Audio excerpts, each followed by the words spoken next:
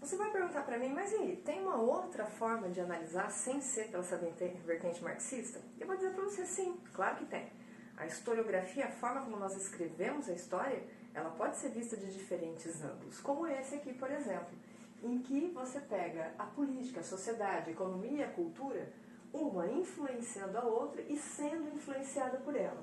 É óbvio que em algum momento histórico a política vai ser o que vai fazer a diferença para aquela análise. Em outro momento histórico vai ser a economia, a cultura e assim sucessivamente, né? Nós falamos isso, nós configuramos isso como hoje, né, sendo uma abordagem mais da história cultural, para a gente ter uma ideia um pouco melhor aí do que nós vamos falar.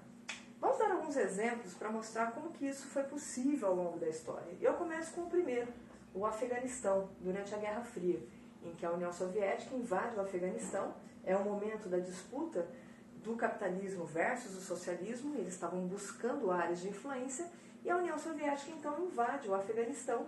E ao invadir o Afeganistão era um país que tinha suas riquezas concentradas também nas mãos de uma elite.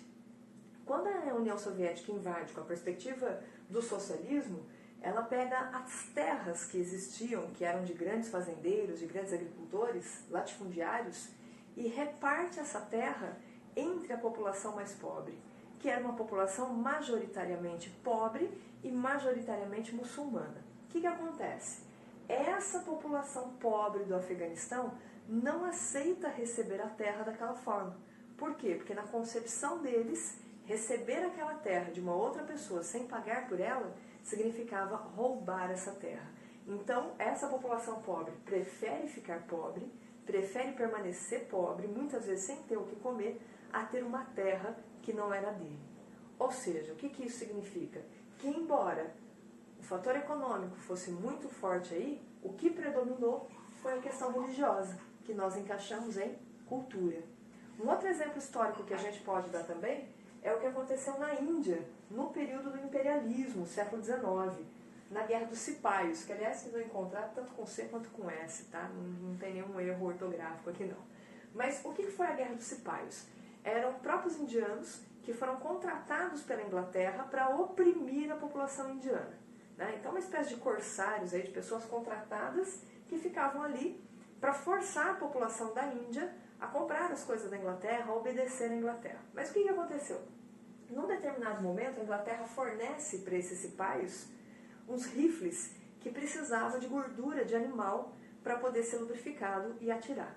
E essa gordura de animal era tanto da vaca quanto do porco. Ou seja, o que resultava aqui um problema muito sério. Por quê? Porque parte dos indianos, parte da população da Índia, era hindu, para quem a vaca é sagrada. A outra parte era muçulmana, para quem o porco é um animal impuro. Consequentemente, o que aconteceu? Os cipaios, contratados na Inglaterra, se revoltaram contra a própria Inglaterra por não usar, né, para não usar esse rifle que tinha gordura animal nesse meio de tempo aí para poder fazer com que o tiro saísse. Resultado, a Inglaterra vem, massacra todo mundo, se impõe sobre a população, mas necessariamente o que a gente percebe nessa guerra aqui? De novo, o fator cultural, né, ele acabou prevalecendo dentro dessa situação. Por quê? Justamente porque os cipaios eram contratados na Inglaterra e recebiam por isso, recebiam para que isso fosse feito. Necessariamente, o que nós temos? Uma outra configuração que passa por uma questão cultural e não por uma questão econômica. Logo, o que isso significa? Que nem sempre nós podemos dizer que a economia é o que prevalece, embora em uma porção de vezes isso aconteça, mas nem sempre é ela que está, né, configurando e dominando todo esse cenário. Beleza?